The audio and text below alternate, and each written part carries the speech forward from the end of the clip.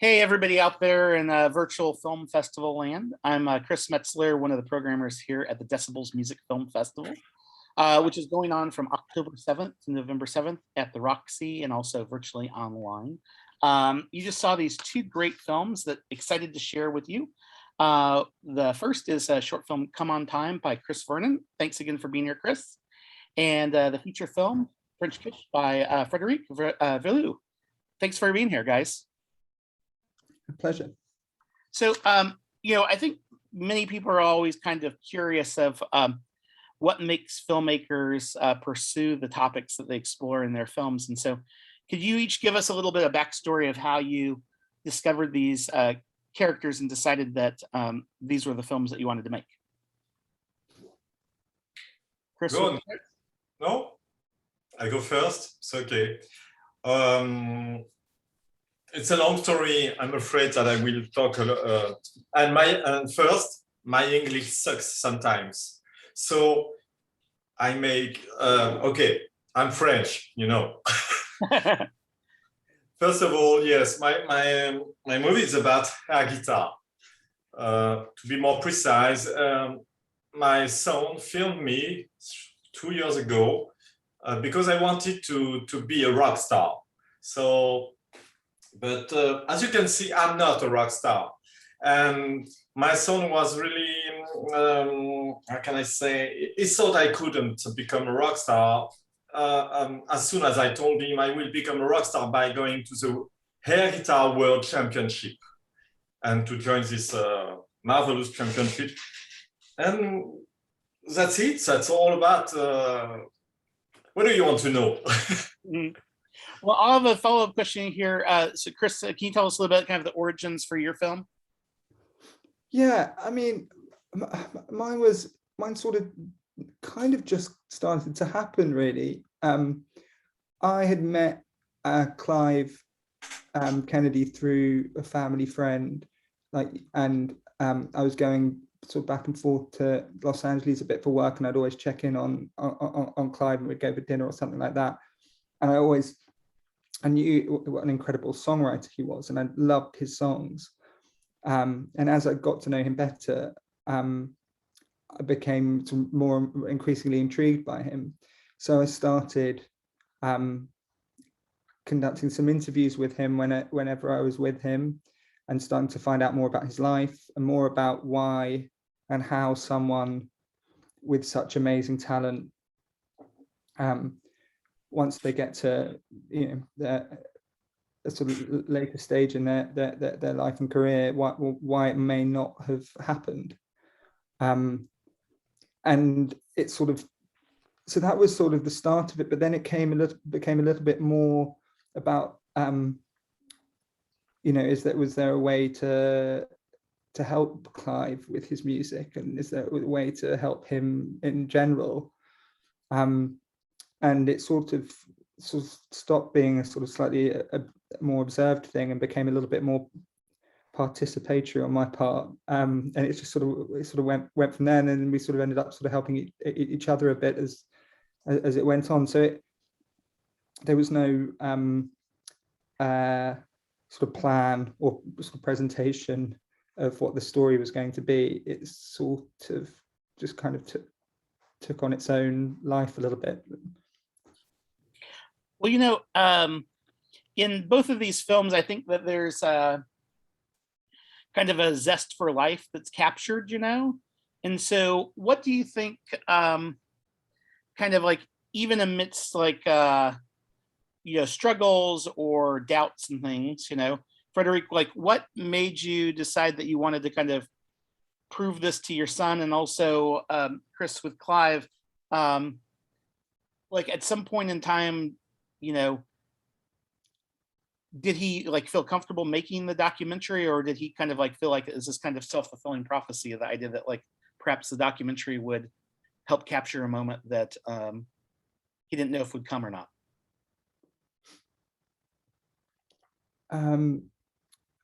Shall I go this time? Sure. It's hard. Clive was amazing. He was really comfortable. I think, I hope he won't mind me saying, but he does like the camera on him. So he was very comfortable doing it. I think that he always hopes, and he says in the film, that he wants his songs out there. He wants people to listen to them, and this is was an opportunity to do that. So we both had kind of sort of clear goals in it. Mine was to help Clive tell a version of his story, and his was to find an audience for his music, and we sort of rubbed along together trying to make that happen with varying degrees of success, I guess. I don't know if that answers your question. Well, it does. I think it's kind of a good kind of transition also to Frederick. I mean, like, in making this documentary, did it kind of, at some point in time, did you decide like, okay, maybe I just don't want to do this anymore, of like, pursuing, the air guitar, or because the documentary was made, did it kind of give fuel to the fire of like continue, you're like, okay, well, I have to do this because, a film's being made? Yes, the film had to be made. Absolutely, because it was an idea that I got 10 years ago.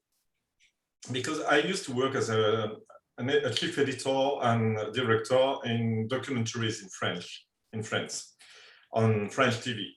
And 10 years ago, I discovered by editing one of those documentaries what air guitar was, because I edited a doc about air guitar. I thought it was so silly, so funny, so that I wanted to make my own documentary on this topic.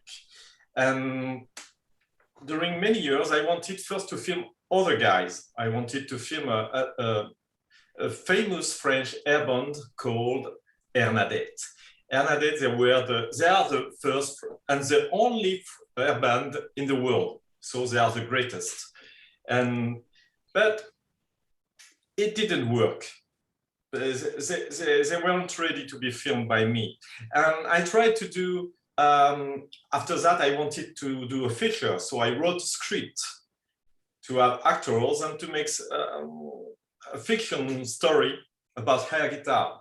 It didn't work as well. So it took a long time before I decided to do it by myself. And because my son grew up and he was in a film school, I asked him to film me. I say, are you ready to go with me? We will do a big travel, big journey together. We have to cross 6 countries. It will be a road movie. If it's a bad movie, it will be our best one, you and me, only our best movie of vacances, en français, vacances, journée, no, holidays, a holiday movie. The father and son in holiday. That's what we wanted to do. And if it's a good one, maybe it will be shown all over the world. So I never thought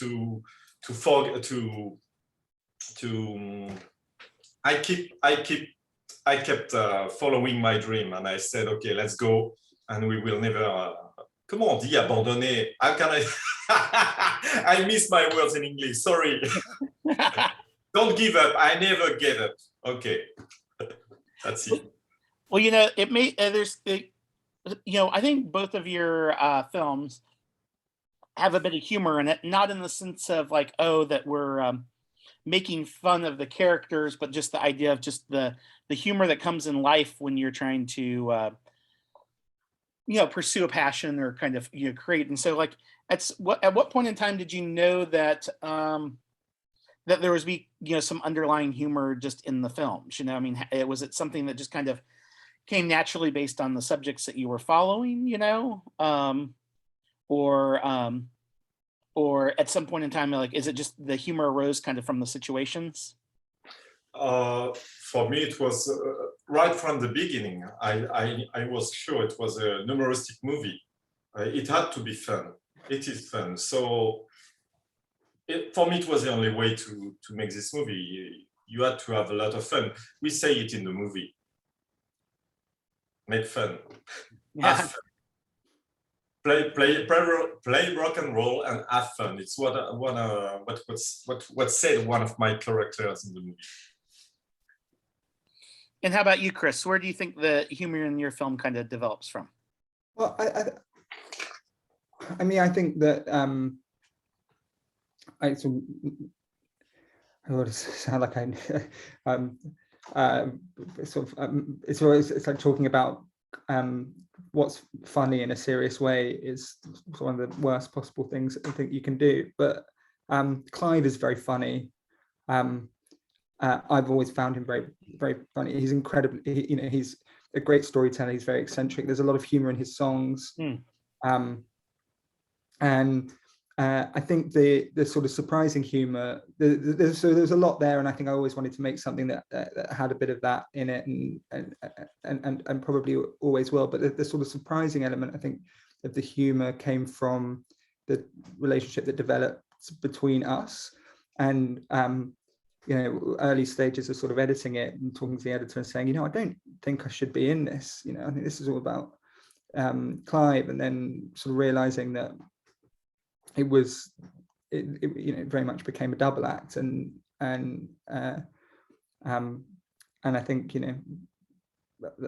that's what at least became sort of funny to me is when I watch it now, is that the way that our kind of relationship and sort of become kind of dependent on each other as it goes through is pretty funny.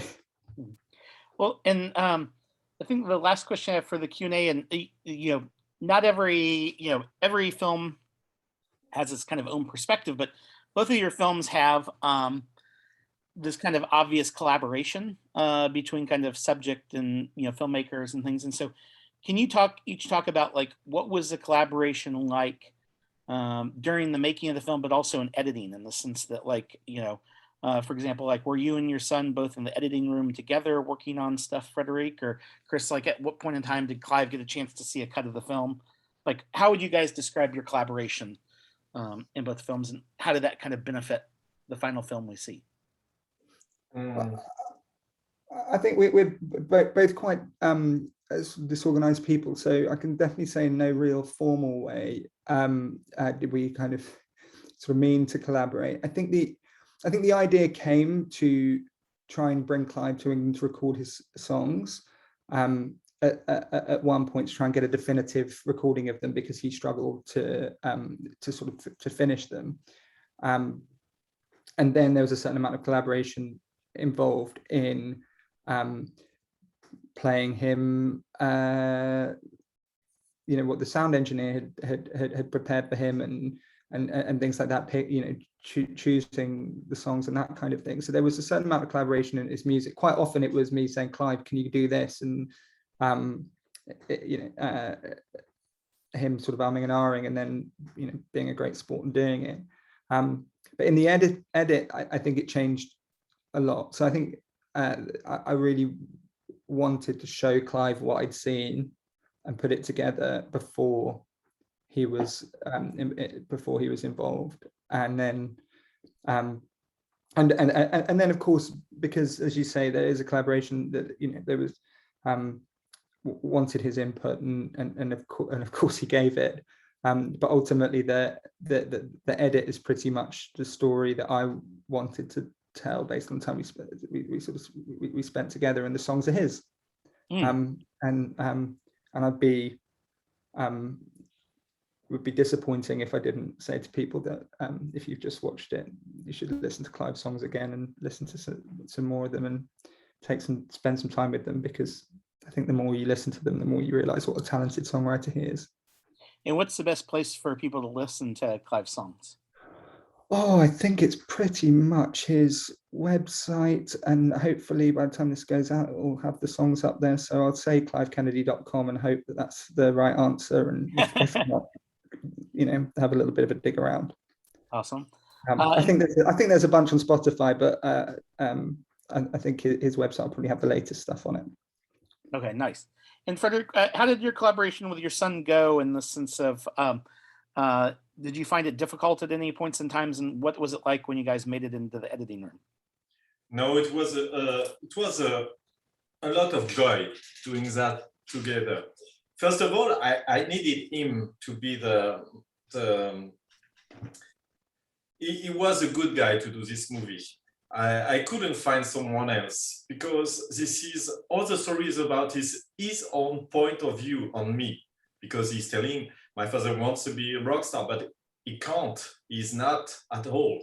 So it makes the film more fun if with his point of view. I couldn't have done that with anyone else because he replaced the audience. That's what the audience thinks about me. So that was the first point. That's why I asked him to be the second filmmaker, and during the journey I couldn't film myself, so I had to trust him. I have to give him the cameras and to say, it's up to you. I don't care of what kind of pictures you will do. You just have to follow me. And so he filmed everything. He was doing the drone himself as well, because you can see some pictures of the car driving on the road. And during the editing, I edited it, but he was, first I edited the first sequence myself, and he criticized them. He came afterwards to say what was wrong, what was too long, what was, if it was funny or not. So no, it was a really a good. We had a good link to. We had a good bond together. So everything was really. It was a very good, very good collaboration. Very cool. What can I say? And did he have any takeaway at the very end after making the film with you all? In the sense of, do you think his perspective on you as a dad or a person changed? Sorry, I don't get the question. Do you think your son saw you in a different way after having this experience together? I don't think so, because he's used to see a silly dad. So no, I think it just. But he learned a lot. He told me it's really different than what I expected, but because he wasn't used to make. As he was a student in a film school, he learned more to make short movies. So he had no idea about what a documentary was, because you have to film the real life. Nothing is paid in this movie. Everything is real. We just had to prepare the meetings with the guys we met on the road.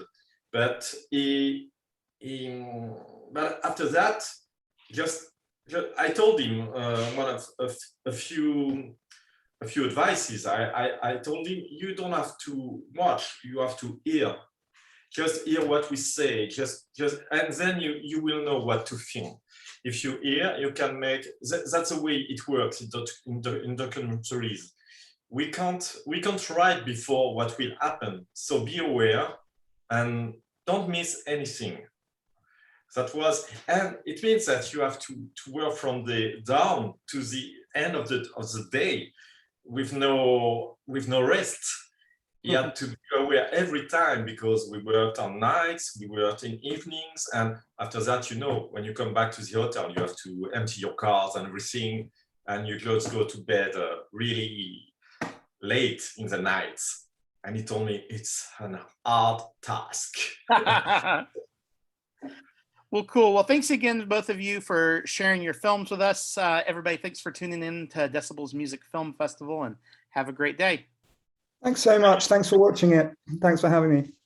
Thank you. Goodbye.